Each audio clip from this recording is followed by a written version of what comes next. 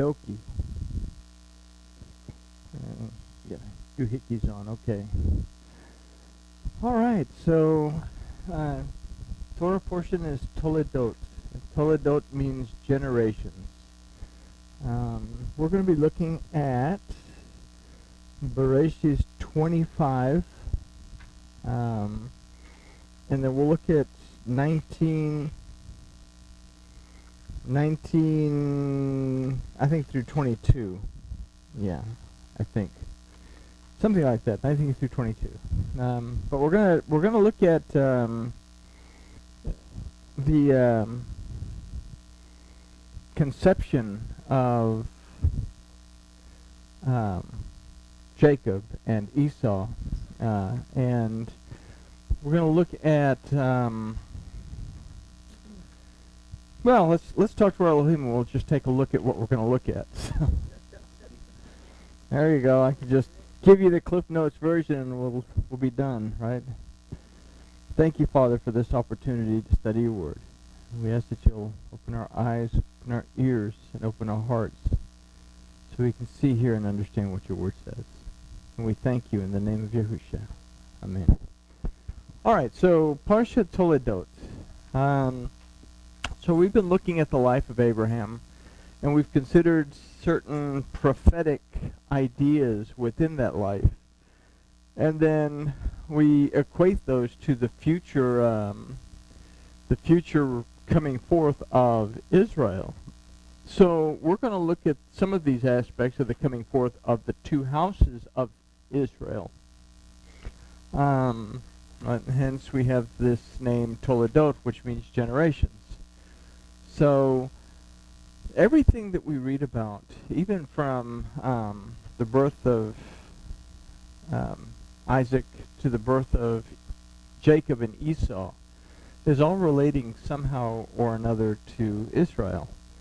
We look at it as topical, historical events that take place, but they're actually telling us some things that are going to happen down the road that we need to be aware of. So we'll start with verse 19. And these are the generations, Toledot, of Isaac, Abraham's son.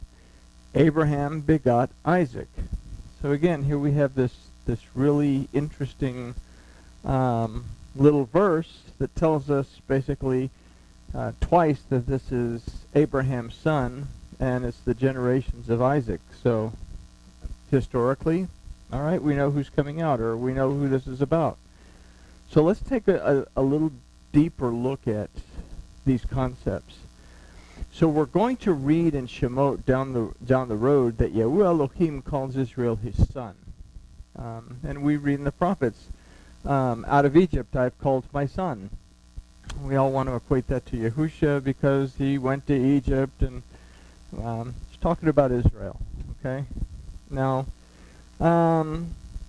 here, Abraham, the exalted father, brings forth Isaac. Now, Isaac as a name, Yitzhak, means to laugh, to joke around. But as a more negative idea, Isaac also means to scorn. It means to mock. Okay? So now we're going to get a prophetic element about this people that will be called Israel. When they first come out of Egypt, what do? They're mocking, and they're scorning, and they're never happy with anything. Okay? So we know from the future that Isaac would bring forth Esau and Jacob. Now, Jacob means to supplant. So what we see is that the children of Israel will mock and scorn Elohim as they leave Egypt. And after the generations have been restored, the worship of Elohim will be supplanted with various types of pagan worship from Canaan. That's kind of a drag, because Isaac has two sons. He has Esau, which is the older son. Then he has Jacob. Okay? Esau intentionally and knowingly gets involved with the women of Canaan, takes wives. Jacob takes on Shemites, takes on women from the family, from the lineage of Shem. So in that, we're already starting to see unfold an idea of a separation that's going to take place as Israel gets more involved in Canaan and taking on their worship practices, while Judah continues to try to stay focused on what the Exalted Father wanted, which was to keep wives within the, basically within the family. So we have one tribe that is looking outside of Elohim, one tribe that will be looking inside of Elohim. So let's see how this all unfolds. Verse 20. And Isaac was 40 years old when he took Rebekah, the daughter of Bethuel, the Aramean of Padan Aram, the sister of Laban, the Aramean, to be his wife. A lot of Arameans there. That new Hollywood movie, My Big Fat Aramean Wedding. So, all right, so we begin with this phrase, Isaac was 40. All right. We've been together long enough to understand that 40 has something to do with transition. Something's going to change. All right? So what we consider is there's going to be a transition from simply being the Hebrews towards becoming the children of Israel. When they go into Egypt, they are known as the Hebrews. When Pharaoh wants to put them to death, the midwives say the Hebrew children are very strong. When they get ready to leave Egypt, they've become the children of Israel. And they become the children of Israel after the bondage going on from that point on. So we can consider that there's going to be a transition that's going to take place. Within the phrase, he took Rebekah. Okay. So we have this name Rivka, which means to ensnare. This is going to kind of give us a clue as to where this transition is going to take place. So what we consider is the transition from Hebrews to the children of Israel would take place in a type of captivity. We know from the Torah that this captivity would be Egypt. And in fact, when when Abraham chops up all the animals and has his little vision, Elohim tells him all kinds of good things and says, oh, and by the way, your children, your descendants are going to be slaves in Egypt for 430 years, just out of the blue. So we kind of get an idea there. And now we're starting to kind of get an idea here that something is going to ensnare Israel that's going to cause a transition to take place. So she is the daughter of Bethuel, meaning both Elohim destroys, but it also means one who dwells in Elohim. So, there's two conflicting ideas. How does the idea that Elohim destroys and dwelling in Elohim, how do those come together? So we have to be able to resolve these conflicting concepts. So we'll consider the word Aramean, that means to exalt and to lift up. Now it says she was the daughter of Bethuel, the Aramean of Padan Aram. Okay? Basically what that, you could read it to say that she was the daughter of Bethuel, the Aramean of the Aramean. Okay? Because that's basically what Padan Aram means. So it's mentioned twice in that phrase, in that verse. It's mentioned 3 times in the verse, but 2 times within a single phrase. So if we think about that, it gives us an idea of the letter Beit. It's mentioned 2 times. So 2 times, Beit means house. We have this idea of dwelling with Elohim. Okay? So what we consider is that going into captivity, they would be the Hebrews, but coming out of that captivity, that identity would be replaced, it would be destroyed, and they would become the children of Israel who would dwell with Elohim. They would now move into the house of Elohim. They would build a tabernacle for Elohim, and Elohim would dwell with them. So we see this transition in the name Laban. Okay? So again, Laban the Aramean. Laban, from its root, means both to make bricks, but it also means to be made pure. Do we see somebody who was making bricks at one point and then was moved in the direction to try to be made pure? I don't think they ever quite got there, but they might have gotten close. So in this verse we can consider that the transition from the Hebrews to the people of Elohim will take place during a captivity of making bricks, to a destruction of Egypt, to a purification of the Hebrews who will become the children of Israel. Okay? What is the purification process for the children of Israel? He says, get a lamb, put it in your house, keep it there for 10 days, hold it 4 more days, then kill it, and then eat it, and then you'll leave Egypt. Okay? The purification process, the beginning, is that Passover, where that relationship is formed, and they are going to now become the children of Israel within that. They would dwell with Elohim, but we will see in the following verses that they would also become divided. One side would return to Yahuwah, one side would not. Now this would occur after the captivity. We have one side that would be wishy-washy, but for the most part would stay with Elohim and try to hold on to the Torah, even though the Torah at one point would be lost or misplaced. It would be found, or at least they say that at least the book of Devarim would be found. And there's 2 kings that actually set about teaching it to the kingdom so that everybody would be aware of what the Torah said.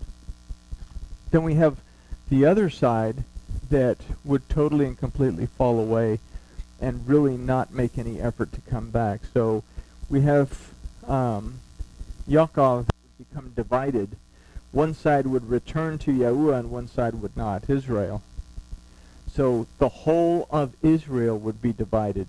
And that's what we're going to start looking at, starting in verse 21. And Isaac entreated Yahuwah for his wife, because she was barren, and Yahuwah let himself be entreated of him, and Rebekah his wife conceived. Okay, so we read this.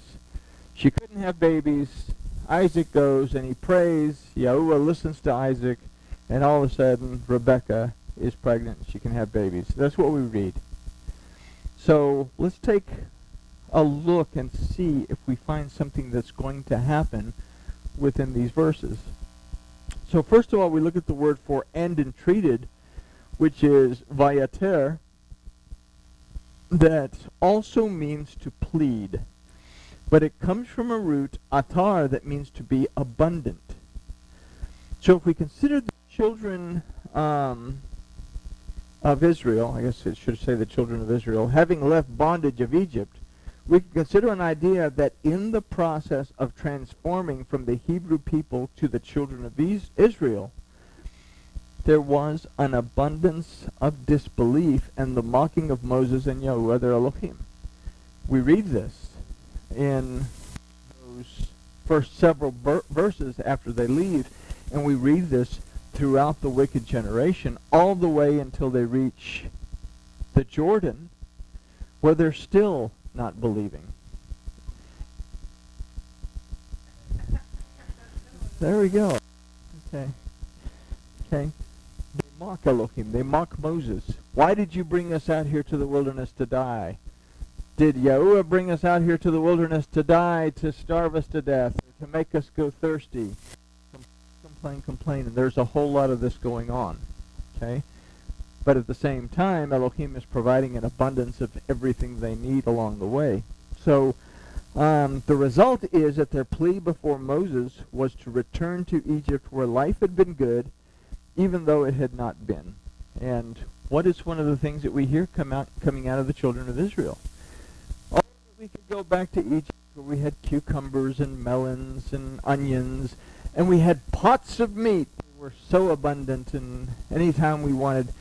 Life was so good, working hard with the bricks and having to find our own straw and being beaten to death. We forget the difficulties in those hard times because we all always want to look at the good old days. Well, I can remember a lot of things about the good old days that make them not so much the good old days. But anyway, all right. So this would have kept them ensnared to their disbelief, and as a result would have made them barren. Okay, can't be productive if you're complaining about everything. Okay, you can't be productive. You can't move forward. You can't have any vision if you're constantly complaining. But it comes from the word akara, that aside from to be barren, also means to root up, but more importantly, it means to be hamstrung, which is a condition of not being able to stand because your hamstrings have been cut. You're hamstring a horse, the horse can no longer run. You cut that back tendon back here behind your foot and it's over. You're not going to be standing or walking or running. You're not going to be doing anything. All right? So having left the bondage of Egypt and unfamiliar with Yahuwah, the newly conceived children of Israel would not be able to stand alone, much less to be truly productive, because they still did not fully grasp their relationship with Yahuwah, their Elohim. They didn't grasp it, even though they were told, if you will listen to what I'm about to tell you, I'm going to give you 10 suggestions is all I'm going to give you. If you will listen to these 10 suggestions and be in covenant with me based on these 10 suggestions, then I am going to make you my own tribe. I'm going to make you a nation of Kohanim. You're going to be a light to the world. And they say to Moses, that our Elohim says, we will do it. There was thunder and lightning. Okay, never mind. And the next thing you know, they're coming to Moses saying, yeah, dude, we can't listen to this. Because if we listen to this, we're going to die. You listen for us and tell us what he says. Okay? So you can't be productive if you're wishy-washy. So coming right out of Egypt, they didn't have what they needed to have to believe. Okay? So it would take that transition from simply being Hebrews to becoming the full-fledged children of Israel to make them the powerhouse that they were once they crossed the Jordan. So they couldn't fully grasp their relationship with Yahweh Elohim. In the phrase, Rebekah, his wife, conceived, we can also consider that the children of Israel would come forth from bondage and would come forth from the mentality of slaves. Well, how do you get that out of Rebekah, his wife, conceived? The book of Jasher tells us that only the Levites avoided the slavery of Egypt, and as such, it would be the Levites that would be charged with the care of the people and the service to Yahuwah on their behalf.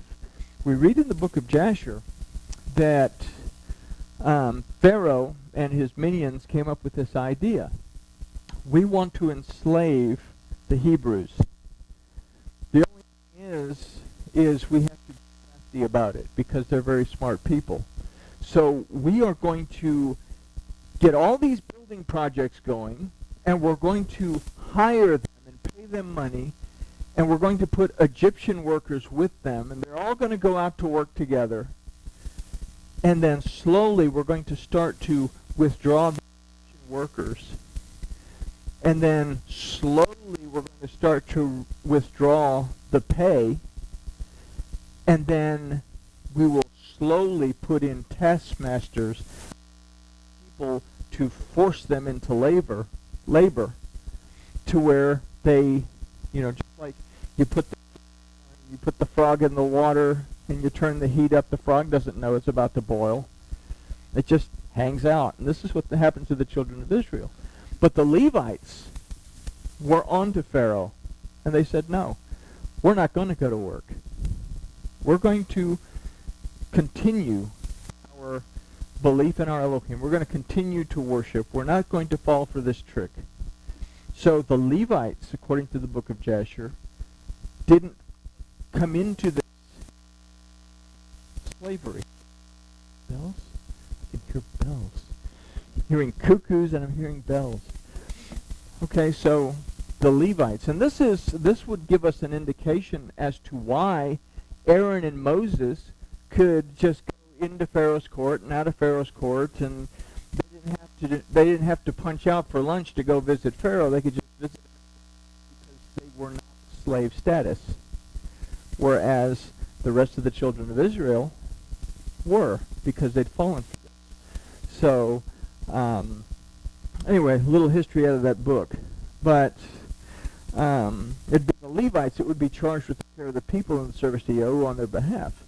Over time, the children of Israel would strive against one another, with the southern kingdom becoming harsh taskmasters of the northern kingdom. So we have Rebekah conceived. She conceived two kingdoms. Okay? We looked at Rebekah in our last study, and we said, well, Rebekah's the bride. But more of an idea that Rebekah's arrived. Rebekah represents the whole. But within the whole are two. And those two would be at each other's. One would marry Canaanite women and fall into that Canaanite paganism, and the other would go back and forth, supplanting beliefs until finally he would fall out of that supplanted belief and become the Prince of Israel. But we'll look at that at another time. But we get a glimpse of this whole thing in verse 22. And the children of Israel struggled within her, and she said, if it be so, why do I live? And she went to inquire of Yahuwah. Now, based on what we've just considered about Rebekah and the two kingdoms, then we could say, why does Israel exist if there's two kingdoms that are fighting each other? They cannot be a whole if two kingdoms are at each other's throats. So we look at Rebekah as the whole of Israel. We can consider the concept that we just discussed in the phrase, and the children struggle together within her. The question, if it be so, why do I live, thus becomes very relevant, as it asks, how can Israel exist if there's tension and conflict within it? I have one group that is overbearing of another group that doesn't want to give the other group any slack. But it's the one group that's being overbearing and being cruel who in the book of Hosea is hoping that other group, that other kingdom to see. But they drop the ball, as we find out later on down the road with Husha. So we know that it would be, and is, critical that this last phrase be fulfilled. She went to inquire of Yahuwah. Okay? It would take the whole of Israel to find their way back to Yahweh Elohim. The word used for inquire is lidrash, that literally means to seek. It also means to practice, to study, to follow, and to apply. The Hebrew shows that she went to inquire, and then it says et Yahuwah, which would kind of tell us that inquire through the Aleph and the Tav of Yahuwah. She would have to inquire through the word of Elohim to be able to find her answer. So this would indicate that Israel as a whole would have to seek Yahuwah by and through his word, and then practice and apply what his word told them. And we read in Kings and Chronicles that they would rediscover the Torah while still free of captivity. One kingdom, Judah, would return to seeking Elohim, while the other kingdom, Israel, would continue to distance themselves. We have Yahuwah that gave Solomon, who was the last king to both reigns together, gave Sullivan, had a really good show, gave Solomon some good advice as to how to make teshuvah. And it's at 2 Chronicles 7:14. If my people, upon whom my name is called, when we read that way, who will call upon my name, shall humble themselves and pray and seek my face and turn from their evil ways, then I will hear from heaven and I will forgive their sin and I will heal their land. If my people, well, who are his people? His people are the whole of the children of Israel. Okay? One of them was still trying, a little wishy-washy, but still trying. The other kingdom had totally fragmented. So we have Yahusha that came to gather the fragments, because the goal was to reunite the whole. I'm getting ahead of myself. So the whole of Israel, therefore, in the prophetic distant future, will have to seek Elohim in order for the conflict that keeps them in a state of struggle to truly end and the kingdom of Yahuwah to truly take root. And this becomes the foundation of the prince who we discussed in our study of Ezekiel, the restored wholeness of Israel, who, just as Rebekah watered the camels of the servant of Abraham, will minister the word of Yahuwah to the people of the land. So we're going to look at Esau and Yaakov next couple of Torah portions. So we'll kind of just leave this as one piece to a big puzzle. But we're going to look at the whole history of what's going on with Israel within the nucleus. And again, this is why this is called Toledot. It gives us the generations, but the generations more than just the generations of Isaac, the generations that are spoken of in the Torah, that you will keep feasts and festivals forever throughout all your generations. So we've taken a small piece, but we could take this and expand it widely into even to find the remnant within what we're talking about. And we'll also come back and we'll look at some more of these verses from Toledot as we go forward and look at the other verses in the Torah portions. And I got all that out in one breath. Isn't that exciting? All right, and with all that, we can say that grooviness has been achieved and opened the door for